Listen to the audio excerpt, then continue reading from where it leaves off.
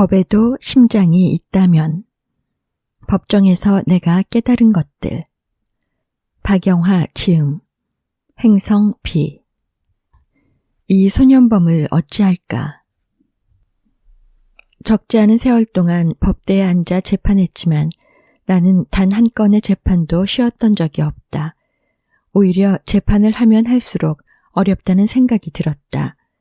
선고기일 바로 전까지 정답을 찾지 못해 고심했던 적도 한두 번이 아니다. 특히 행위만으로 봤을 땐 최대한 엄하게 처벌해야 마땅했지만 피고인의 사정과 사회에 끼칠 영향을 생각하면 그럴 수만은 없는 사건도 있었다. 가정법원에서 소년부 판사로 근무할 때였다. 수능 시험을 코앞에 둔 고등학교 3학년 남학생 B가 1심에서 징역 장기 3년, 단기 2년의 중형을 선고받고 항소했다. 고등법원 재판부는 피고인이 고등학생으로서 미성년자인 점을 감안해 가정법원 소년부로 송치하는 판결을 내렸고 내가 그 소년의 재판을 맡게 되었다. B는 학급 반장을 맡을 정도로 평소 교우 관계와 학교 성적 모두 좋았다. 물론 가정 환경도 남부럽지 않은 수준이었다. 수능을 몇 달 앞두고 B는 하굣길에 한 동네 병원에 들렀고 때마침 젊은 간호사가 혼자 돈을 헤아리는 모습을 보게 되었다. 순간적인 욕심에 B는 간호사를 위협해 돈을 빼앗았고 저항하던 간호사를 밀쳐 6주 정도 치료받아야 하는 골절상을 입혔다. 피고인이 아직 미성년자인데다 우발적으로 벌어진 사건이긴 했지만 B의 행위는 강도 상해죄에 해당해 5년 이상의 징역형으로 다스려야 하는 중범죄였다.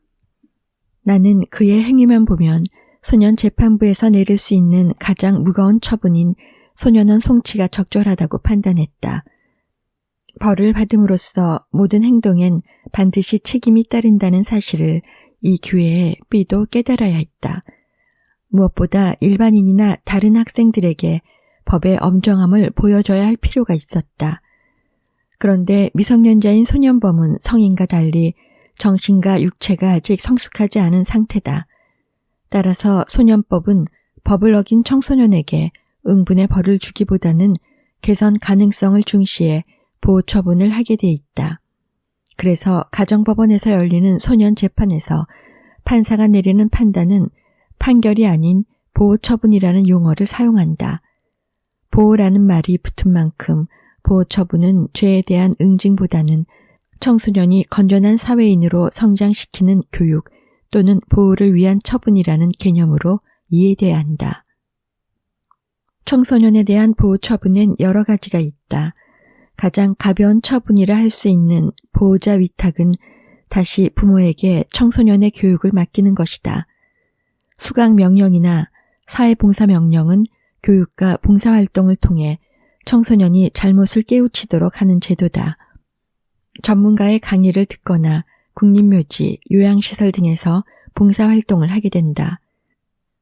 보호관찰은 청소년이 일정 기간 보호관찰관에게서 올바로 생활하는지 지도 및 점검을 받아야 하는 제도다.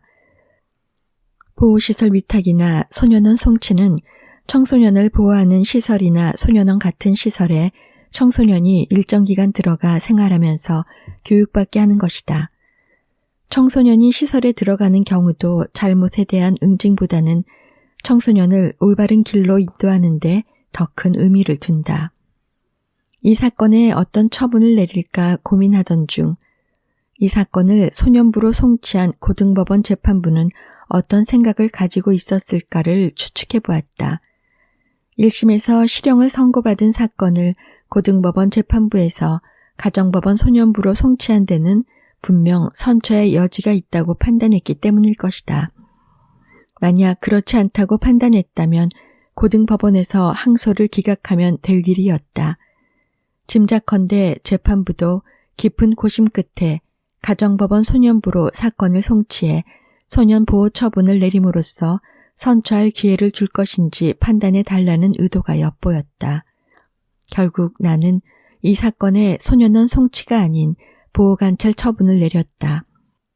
재판이라는 것이 사건이 벌어진 뒤에 치르는 사후 수습의 단계이기 때문에 이미 일어난 불운한 사건을 지우고 원점으로 되돌릴 순 없다. 그러니 그 상황에서 최선의 방안이 무엇인지 고민해야 한다. 이때 진심 어린 사죄와 충분한 배상을 통해 피해자의 용서를 얻었는지도 매우 중요하고, 이와는 별개로 법이 어느 정도까지 관용을 베풀 수 있는지도 고려해야 한다. 그리고 비록 범죄를 저질렀지만 가해자도 사람이기에 인간으로서 또 사회 구성원의 한 명으로서 어떤 벌을 내리는 것이 모두에게 최선인지도 생각해야 한다. 즉, 나는 B에게 일체의 간용 없이 엄중하게 실형을 내려서 세상에 낙오자로 만든다면 과연 우리 사회에 도움이 되는 일인지도 판단해야 했던 것이다. 또 성인이 돼야만 내릴 수 있는 합리적인 판단을 하기엔 B가 아직 미숙한 소년이라는 특수한 사정도 염두에 두어야 했다. 소년보호 사건에선 합의 여부와 보호자의 보호 능력, 개선 가능성 등이 보호 처분을 결정하는 중요한 요소가 된다. 이 사건 역시 피해자와 가해자가 모두 합의한 상황이었다. 아무리 미성년인 소년범이 저지른 범죄라고 해도 합의가 이루어지지 않은 상태에서 판사가 마음대로 선처할 수는 없다. 피해자가 억울함과 원통함에 피눈물을 흘리고 있는데 판사가 가해자가 아직 어린 학생인데 안타깝지 않느냐, 선처하는 게 어떻겠느냐고 생각한다면 형평에 맞지 않는다. 판사는 눈앞에 보이는 가해자만 보고 판단해선 안 된다. B는 자신의 잘못을 진심으로 뉘우치고 있었고 판사로서 한번 선처해주면 다시는 나쁜 짓을 하지 않으리라고 판단되기도 했다. 이런 다양한 측면을 고려해 나는 B가 수용시설에서 지내는 시간을 면하고 학교로 돌아갈 수 있도록 선처해 주었다. 물론 그때 나의 판단이 틀렸을 수도 있다. 피해자가 겪었을 고통에 대한 배려가 부족하지 않았는지, 가해자가 미성년자라는 이유로 개선 가능성에만 무게를 두고 판단하진 않았는지 말이다. 그러나 신이 아닌 이상 완벽하게 옳은 판단을 할 수는 없다. 단지 당시 상황에 비추어 모두가 덜 불행할 수 있는 차선의 판단을 내린 것이다. 실제로 선처해주고 간용을 베풀면 과거의 잘못을 깊이 반성하고 올바른 삶을 살아가는 사람도 많다. 하지만 이를 기대하며 감형하고 선처해줘도 자신이 처한 환경이나 성향 때문에 또다시 그릇된 길로 빠지는 이도 없지 않다. 판사는 그런 것들까지 예측하며 과연 정의로운 판결이 무엇인지 고심한다. 과연 실형을 선고하는 것이 정의인지, 관용을 베풀어 기회를 주는 것이 정의인지를. 나는 한때 큰 잘못을 저질러 벼랑으로 떨어지던 그 소년이 지금은 올바른 사회인으로 성숙했을 거라 믿고 싶다. 재판장님, 법률 공부 얼마나 하셨습니까? 소크라테스의 죽음. 우리가 국가와 합의한 법률을 따르지 않고 탈옥한다면 그것은 우리가 약속한 정당한 것을 이행하지 못하는 일이며 결국 사회 전체에 해를 입히는 일이다. 자신을 탈옥시키려고 찾아온 친구 크리톤에게 소크라테스가 한 말이다. 사형이 집행되기 하루 전 크리톤은 절친한 친구인 소크라테스를 감옥에서 탈출시킬 만반의 준비를 해놓고 탈옥을 설득하려 소크라테스를 찾아간다. 친구를 잃지 않기 위해 크리톤은 온갖 이유를 들어가며 소크라테스를 설득한다. 하지만 소크라테스는 자신이 재판의 결과를 받아들여야 하는 이유에 대해 논리적이고 상세하게 설명하며 사형 집행을 기다리겠다는 확고한 의지를 밝힌다. 당시 소크라테스는 신에 대한 태도가 불경하고 청년들을 선동했다는 이유로 배심제로 치러지는 공개 재판에 넘겨졌고 결국 사형을 선고받은 상태였다. 소크라테스는 자신의 신념, 즉 철학을 포기하거나 조국을 떠나 망명한다면 목숨을 구할 수 있었다. 하지만 그는 자신의 신념도 조국도 포기할 수 없었기에 결국 법의 판결인 사형을 받아들였다. 플라톤의 대표적인 저서 중 하나인 크리톤에는 소크라테스가 의인화를 통해 법의 생각을 대신 전하는 장면이 나온다. 법은 소크라테스의 입을 빌어 우리에게 잘못이 있다면 그것을 고치도록 국민은 우리를 설득해야 한다고 했다. 그리고 그도 싫다면 언제든 조국을 떠나 다른 국가로 감으로써 잘못된 법을 지켜야 할 의무에서 벗어날 수 있음을 이야기한다. 소크라테스는 법이 곧 국가와의 약속이므로 조국에 머무는 이상 옳고 그름을 떠나 일단 지켜야 하는 것임을 몸소 실천으로 보여주었다. 그는 스스로 악법의 희생양이 됨으로써 시민들에게 법의 존엄성을 환기했다. 어쩌면 자신처럼 억울한 일을 당하기도 하기에 악법은 반드시 고쳐서 바로 잡아야 한다고 그는 알리고 싶었던 게 아닐까. 군 법무관으로 복무한 36개월. 사법시험에 합격하고 2년간의 사법연수원 교육을 마친 후 군 법무관으로 36개월을 복무하던 때였다. 당시 군인과 군무원의 형사재판은 지금처럼 군사법원이 아닌 군법회의에서 담당했다. 당시 군에서 1심 형사재판을 담당하는 사단 군법회의 구성원 3명 중 법률 전문가는 대위 또는 중위 계급의 법무관 1명뿐이었다. 재판장은 비법률가인 소령이나 중령이 맡고 심판관 역시 법률가가 아닌 대위나 소령이 맡게 돼 있었다. 다시 말하면 당시의 군법회의의 재판부는 법률 전문가 1명과 비법률가 2명으로 이루어졌다. 요즘엔 군법회의가 아니라 군사법원이 재판을 한다. 지금의 군사법원은 법률가인 군판사들이 재판부를 구성한다. 군판사는 군법무관 중에서 임명되고 군법무관은 사법시험, 변호사시험 또는 군법무관 시험에 합격해 군복무를 하는 사람이다. 당시 나는 군법무관으로 사단 군법회의의 구성원이 되어 군사재판을 담당했는데 때로 군에선 바깥 사회에서 볼 수 없는 일들이 발생하곤 했다. 특히 사회에선 당연히 불구속 재판을 할 사건인데도 상황에 따라 구속 재판을 하는 일이 종종 있었다. 군에서 재판받는 사람들은 현역 군인이거나 군무원으로서 이들 대부분은 사회와 거리를 두고 오로지 국방을 위해 주어진 업무에만 모든 걸 바쳐야 하는 청년들이었다.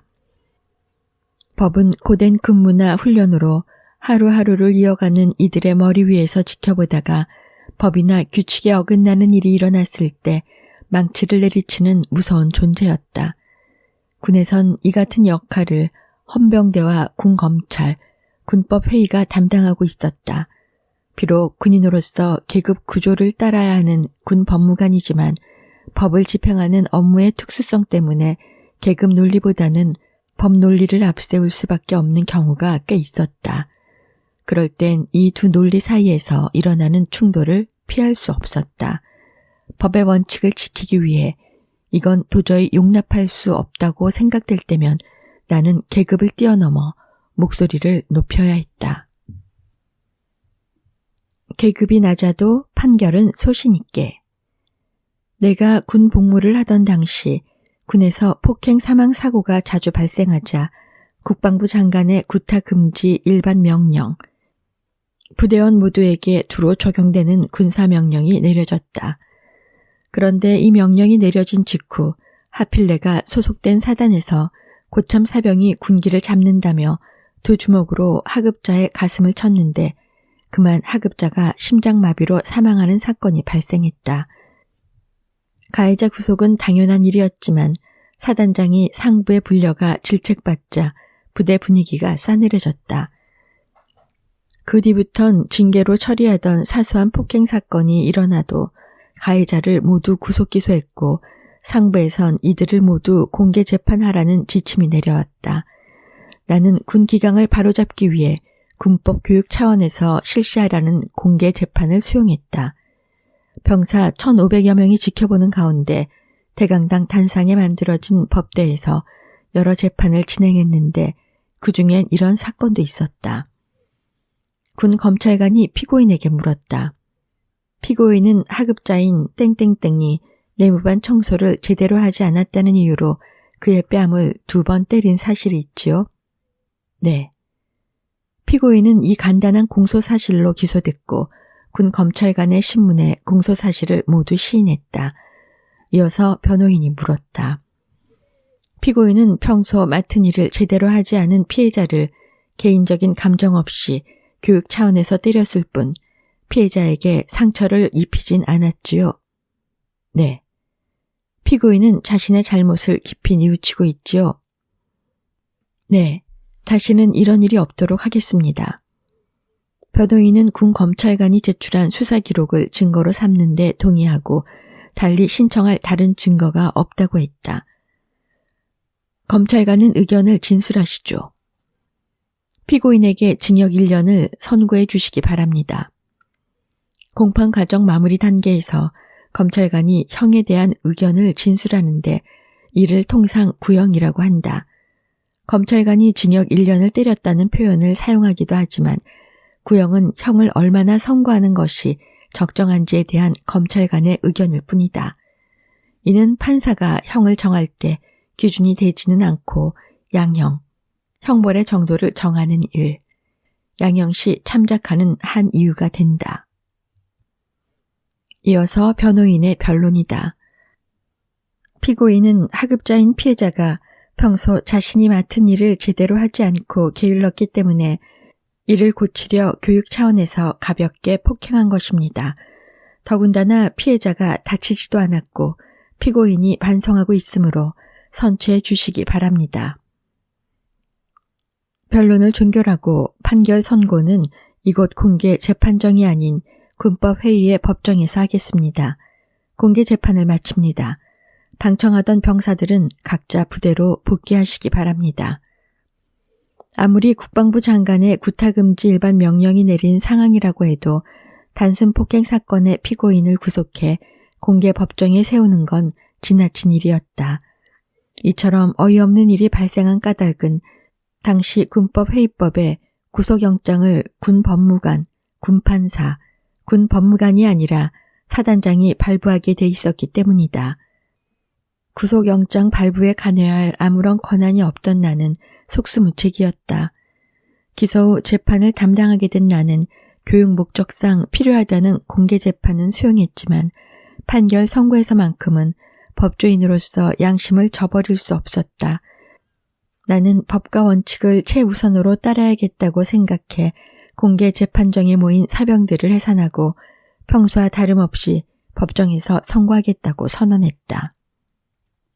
특별히 복잡한 사건이 아니라면 당시 군사재판은 심리한 당일 선고를 하는 게 관행이었다. 그래서 재판부 구성원들과 사무실로 돌아가 각 사건별로 유무죄와 형을 정하는 합의 절차를 진행했다. 구속된 병사들에게 모두 실형을 선고합시다. 구타를 당한 사병이 사고로 사망하는 사건이 일어나 사단장님이 문책까지 받았습니다. 군 내부의 폭력 행위를 뿌리 뽑으려면 이번 기회에 일벌백계 차원에서 병사들을 엄하게 처벌해야 합니다. 폭행을 저질러 피해자를 사망하게 한 사병에게 실형을 선고하는 데는 동의합니다만 단순 폭행 사건의 피고인에게 실형 선고는 너무 가혹합니다. 평소 같으면 징계로 마무리될 사건인데 갑자기 피고인을 구속하고 실형까지 선고한다면 형평에도 어긋나고 법의 예측 가능성을 무너뜨리는 일입니다. 그러니까 절대로 실형을 선고해서는 안 됩니다. 아니, 우리 부대의 상황을 생각해야 할 것 아닙니까? 내가 근무하던 부대는 당시 군기가 세기로 유명해서 크고 작은 구타가 암묵적으로 행해지고 있었다. 분명 잘못된 관행이었다. 병사가 사망한 것과 별개로 이전까지 별스럽지 않게 넘기던 일에 대해 지휘관이 상부로 불려가 질책받았다는 이유로 처벌 수위가 갑자기 높아졌다. 그때부터 부대 안쪽에서 폭행이 일어나 적발되면 경중을 가리지 않고 앞날이 창창한 청년들을 무조건 구속하고 재판에서도 징역이라는 실형을 선고해야 한다는 주장이 나온 것이다. 당시 재판장이던 중령은 군 법무관인 내게 이런 분위기를 고려해 법의 칼을 휘두르길 종용했다. 재판에서 판결은 판사 고유의 권한이다. 그럼에도 법률과 관련된 전문 지식이나 재판 경험이 없는 일반 장교인 군법회의 구성원들이 합의 과정에서 주도적으로 의견을 피력했다. 게다가 법률 전문가인 법무관에게 자신의 의견을 무조건 수용해야 한다고 압박했다. 하지만 이런 태도는 법무관으로서 용납할 수 없는 일이었다. 이 때문에 나는 판결이 내 고유 권한임을 분명히 인지시켰다. 이 정도 폭행 사건은 징역형을 선고할 사안이 아닙니다. 이 사건은 벌금 50만 원 정도 선고하는 게 적절합니다. 이렇게 선고하시죠. 무슨 말도 안 되는 소리를 하는 거요. 지금처럼 어려운 상황에서 기껏 벌금형을 선고하려고 이 사람을 구속했겠어요? 예상대로 재판장은 발끈하며 징역형을 강력하게 주장했다. 법과 재판은 형평에 맞고 일관성이 있어야 합니다. 사회에선 벌금형 정도에 그치는 가벼운 수준의 폭행 사건이 군에서 벌어졌다는 이유로 구속까지 하고 갑자기 징역이라는 무거운 벌을 내리려고 합니까? 일반 법원에서 보면 황당하고 어이없어 할 일입니다. 그날은 무더운 여름에 정전까지 되는 바람에 군복에 소매를 걷어올렸는데도 이마와 온몸엔 땀이 흐르고 있었다. 답답한 가슴속은 더욱 더웠다. 그렇게 설득하느라 1시간이 훌쩍 지나갔지만 아무리 설득해도 도무지 말이 먹히질 않았다. 결국 상황 논리를 내세우는 재판장과 법 논리를 내세우는 나 사이에 논쟁이 벌어졌다. 재판장님, 법률 공부 얼마나 하셨습니까? 저는 4년간 대학에서 법률을 공부하고 사법시험에 합격했으며 2년 동안 사법연수원에서 판사실무 교육을 받은 법률 전문가로서 지금 이 재판을 담당하고 있습니다. 당돌하게 보였을지 모르지만 나는 법률과 재판에 관해선 내가 전문가이고 재판장은 문외한이라는 점을 어필했고 재판장은 아무런 대답을 하지 못했다. 이런 저와 법률 공부 전혀 안 하신 재판장님 중에 누구 말이 법적으로 더 옳다고 생각하십니까? 재판장의 얼굴이 금방이라도 폭발할 듯 불그락 푸르락했지만 청년들의 앞날이 좌우되는 중요한 사안인 만큼 나는 재판장이 어떻게든 생각을 바꾸도록 설득해야 했다. 재판장님은 의사 말을 안 듣고 재판장님 마음대로 약을 쓰고 처방하십니까? 저는 아무리 계급이 낮고 나이가 어려도 의사의 처방에 따릅니다. 병에 대해서만큼은 의사가 전문가니까요. 지금 재판장님이 이렇게 법을 무시하고 과다한 형벌을 주장하시면 의사가 아닌 사람이 의사 말을 안 듣고 마음대로 처방하는 거나 다름없습니다. 재판은 나이 가지고 하는 것도 아니고 계급 가지고 하는 것도 아닙니다. 법률 전문가인 제 의견이 존중돼야 합니다. 안 그렇습니까? 그래도 그게 어디 우리 마음대로 되나요? 재판장의 태도가 다소 누그러진 듯했다. 하지만 그분도 윗선의 눈치를 봐야 하니 이러지도 저러지도 못하고 난감해하는 기색이 역력했다. 재판은 소신껏 하는 겁니다. 사단장님 눈치 보지 말고 법의 기준에 따라 양심껏 하면 됩니다. 재판을 사단장님 뜻대로 한다면 뭐하러 재판부를 따로 만들었겠습니까? 사단장님이 직접 마음대로 재판하지. 그야 그렇지만 만약 사단장님이 저 사병들에게 실형을 선고하라면서 그렇게 안 하면 다 쏴 죽이겠다고 밖에서 권총을 들고 기다린다면 어쩌시겠어요? 재판장님은 어떠실지 몰라도 저는 제 소신대로 벌금형을 선고하고 당당하게 나갈 자신이 있습니다. 내 발언의 수위가 점점 높아지자 재판장은 무슨 그런 끔찍한 소리를 하느냐며 황급히 손을 내저었다. 과장된 표현이긴 했지만 이리저리 휘둘리는 법을 똑바로 세우려면 그 정도 으름장은 필요했다. 재판장님, 이건 제 단순한 고집이 아닙니다. 저는 사람을 살리기 위해 법을 공부했지 사람을 억울하게 죽이려고 법을 공부하지 않았습니다. 제가 죽는 한이 있어도 법을 이용해 남을 억울하게 하는 것은 할 수 없습니다. 그만큼 자신이 있으니까 하는 얘기입니다. 자신이 없으면 자신 있는 사람의 이야기를 들으셔야 합니다. 나는 더 소신껏 내 의견을 밀어붙였다. 그래서 결국 내 생각대로 판결을 선고했다. 피고인에게 부조금을 보내는 판사.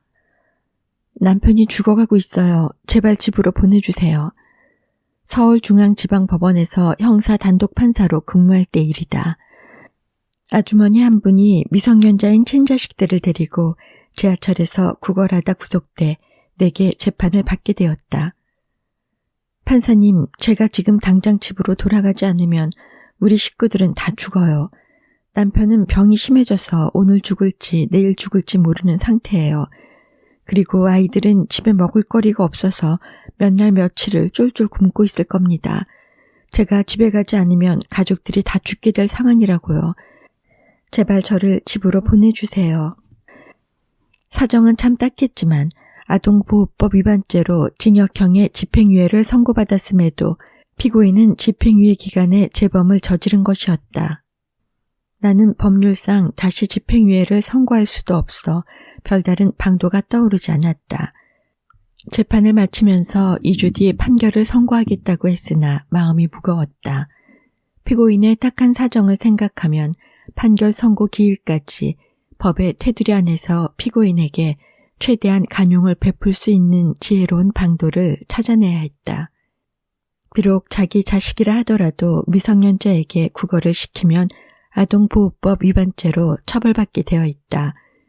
하지만 오죽 처지가 답답했으면 미성년 자녀들까지 데리고 나가 함께 구걸해야 했을까.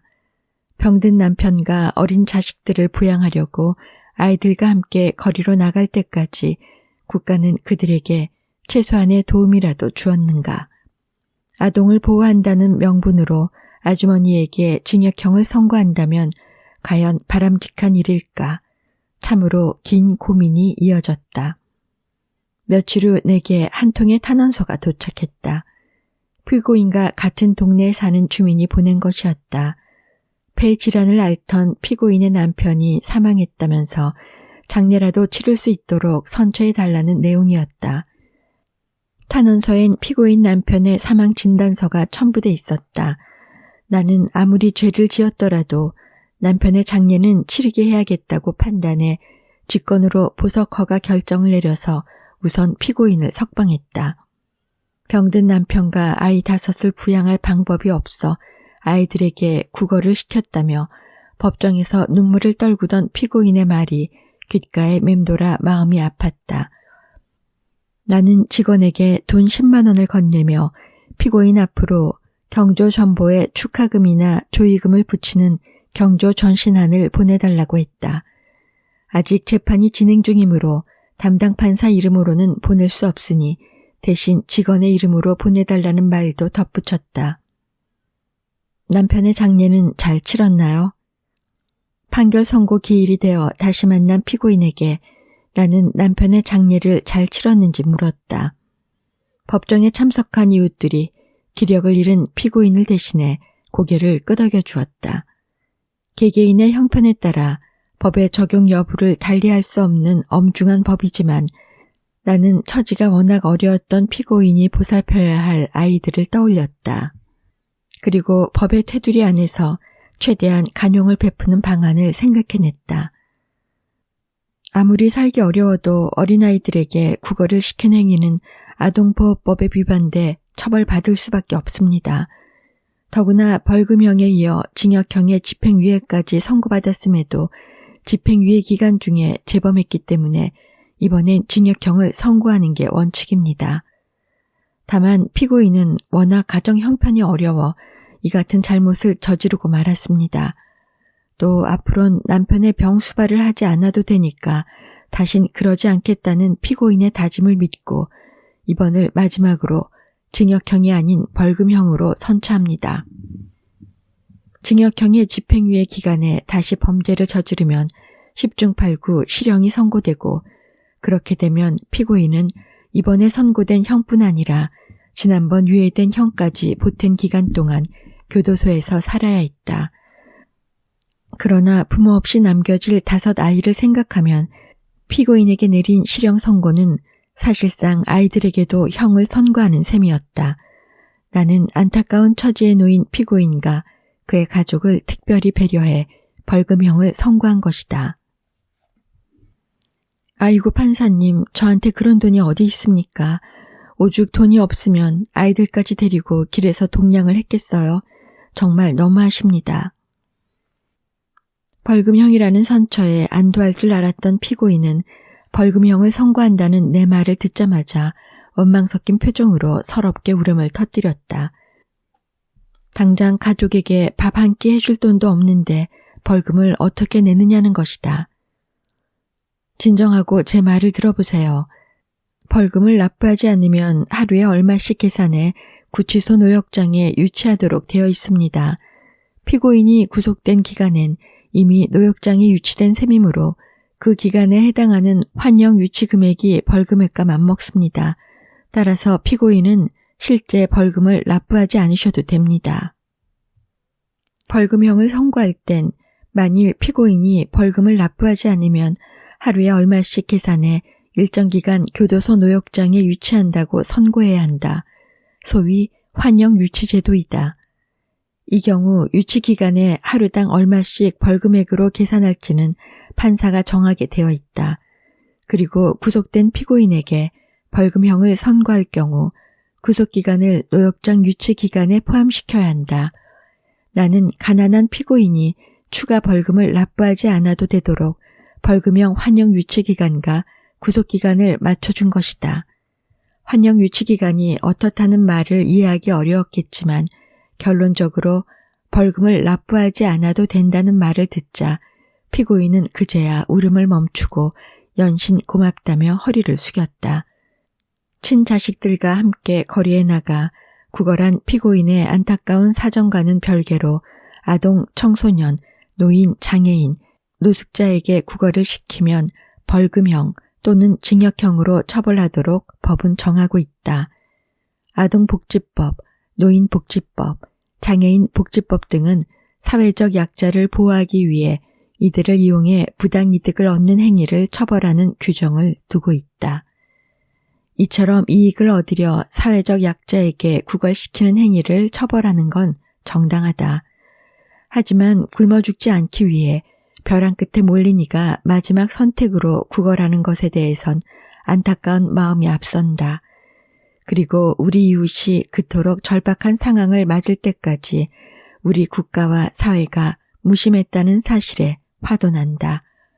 나는 아무리 살기 어려워도 구걸하지 않아도 될 정도로 사회적 안전망이 촘촘한 대한민국을 꿈꾼다. 아울러 당시 재판받은 피고인이 국가와 사회의 배려로 아이들을 잘 키우고 가난의 굴레에서 벗어날 수 있기를 진심으로 기원한다. 변호사의 108배. 판사님, 아니 이제 변호사님이시죠? 오랜만에 만나니 예전보다 훨씬 여유로워 보입니다.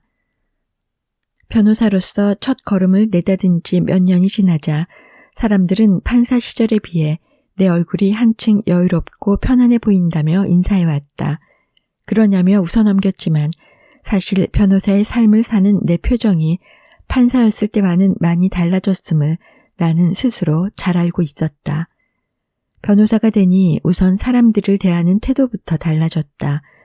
판사였을 땐 누가 만나자고 하면 신경이 쓰였다. 느닷없이 연락해 오는 분들은 내게 무슨 청탁을 하려나 싶어 늘 이런저런 핑계를 대며 피했다. 그런데 변호사가 되니 사람들을 만나는 일이 아무런 문제도 되지 않을 뿐더러 사건을 맡을 기회가 늘어나므로 오히려 도움이 되기도 한다. 이뿐만이 아니다. 자신의 뜻과는 상관없이 배당되는 사건을 맡아야 하는 판사와 달리 변호사는 너무 골치 아프거나 도덕적으로 바람직하지 않은 사건은 수임하지 않아도 된다. 또 사건을 아예 맡지 않고 한동안 마음 편히 쉴 수도 있다. 판사와 똑같이 바빠도 마음에 여유가 있고 무엇보다 선택권이 있다는 게 좋다. 물론 변호사라고 해서 다 그렇진 않고 기관이나 기업, 로펌에서 근무하는 변호사는 업무를 선택할 수 없는 경우도 많다. 또 매년 로스쿨 졸업생 2,000명이 변호사로 배출되고 변호사 숫자가 2만 명을 넘어서면서 치열한 생존 경쟁에 내몰린 변호사가 사건을 고를 수 있는 폭이 점점 좁아지고 있긴 하다. 경제적인 면에서도 대체로 변호사가 판사보다 낫다. 야근도 모자라 사건 보따리를 싸들고 집으로 향해도 월급 명세서에 매번 같은 숫자가 찍히는 판사와 달리 변호사는 힘들게 일한 만큼 경제적 보상이 따른다. 곳간에서 인심난다고 친구들을 만나면 밥을 살 여유도 있고 내 주위의 어려운 이웃들도 도울 수 있다. 그런 마음의 여유가 얼굴에도 그대로 묻어나는 모양이다. 판사 시절에 비해 삶의 질이 나아졌다고 해서 변호사 일이 마냥 속편한 것은 아니다.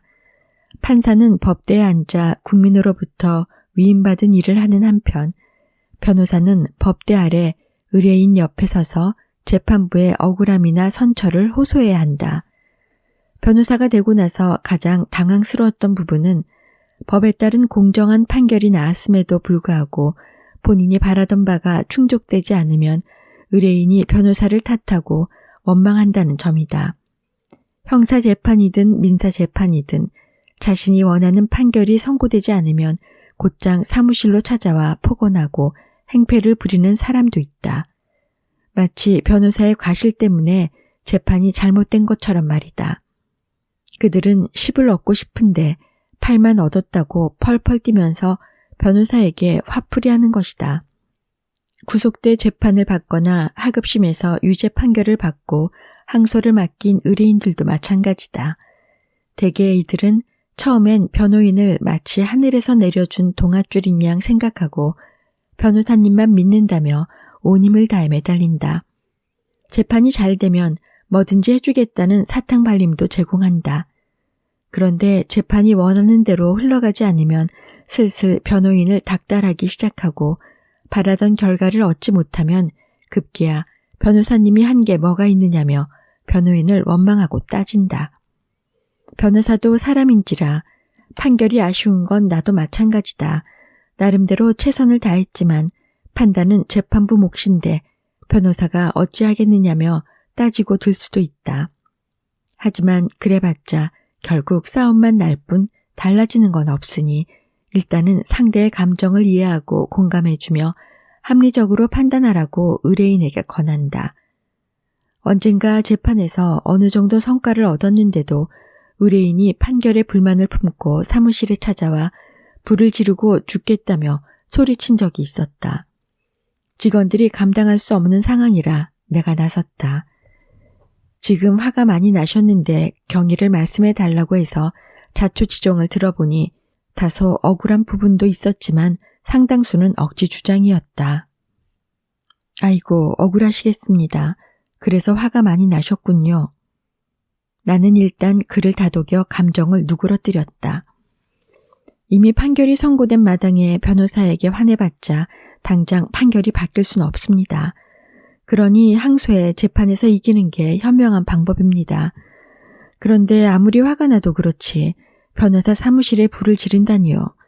가뜩이나 억울하다는 분이 방아죄로 징역까지 살면 얼마나 억울하겠어요. 다시는 그런 말 하지 마세요. 나는 그에게 이미 지나간 일에 매달리지 말고 앞일을 대비하는 게 현명한 처신이라며 억지를 쓰면 본인만 손해를 본다고 차분히 설득했다. 변호사 일을 시작한 시기엔 의뢰인을 이해하기보다는 그저 분란을 일으키기 싫어 내 마음을 스스로 위로하고 가라앉힐 뿐이었다. 그런데 시간이 흐르면서 나는 변호사도 의사처럼 고객의 불편한 마음을 보듬어야 함을 깨닫게 되었다. 변호사에게 법률적인 도움을 요청하는 사람들은 현재 어떤 식으로든 곤란을 겪고 있다. 의사를 찾는 사람이 몸이 아픈 환자듯 변호사에게 오는 사람도 법률적인 문제에 휘말려 마음이 불편하고 답답한 이들이다. 따라서 변호사는 의뢰인을 대할 때 그들의 사연은 물론 억울한 마음까지 포용하고 품을 줄 아는 내공을 갖춰야 한다. 물론 사건과 관련된 사연을 듣다 보면 변호사 입장에서도 바라는 대로 판결을 받아주겠노라며 선뜻 확신을 줄 수 없는 경우가 더 많다. 특히 형사사건의 경우 더 그렇다. 금전적 문제가 아닌 사람의 인생이 걸린 문제다 보니 의뢰인의 반대측에 선 피해자의 입장까지 생각해야 한다. 가능하면 세심하게 검토함으로써 승산이 있는 사건을 수임하는 것이 대다수의 변호사들이 바라는 바다. 그렇다고 해서 바라는 결과를 얻지 못할 가능성도 있으니 변호를 맡지 않겠다고 할 수도 없는 노릇이다. 그건 성공률이 낮은 위험한 수술이라는 이유로 의사가 수술을 거부하는 것과 다를 바 없다. 지푸라기라도 잡고 싶은 심정으로 변호사를 찾아왔을 텐데 공정한 법의 판결을 받되 최소한 억울함은 없도록 의뢰인을 돕는 게 변호사의 역할이니 최선을 다하겠다는 약속만 드릴 뿐이다. 어렵고 복잡한 사건인 경우 판결 선고일이 다가오면 변호사인 나도 당사자인 양 마음을 졸이게 된다. 때론 아침에 일어나 평소 다니는 절에 가서 108배를 하며 기도한다. 이때도 나는 무조건 의뢰인에게 유리한 판결이 나오게 해달라고 억지를 부리진 않는다. 대신 진실이 제대로 밝혀져서 누구에게도 억울함이 없도록 올바른 판결이 내려지길 바란다고 기도한다. 그리곤 한결 편안해진 마음으로 판결을 기다린다. 최선을 다해 노력했음에도 불구하고 재판 결과에 만족하지 못한 의뢰인들이 변호사를 탓하고 원망해도 이에 맞서기보다는 묵묵히 들어주고 품어주려 애쓴다. 변호사는 의뢰인의 감정 변화에 공감하되 휩쓸려선 안 된다. 넓고 따뜻한 가슴으로 의뢰인의 고충을 이해해야 한다.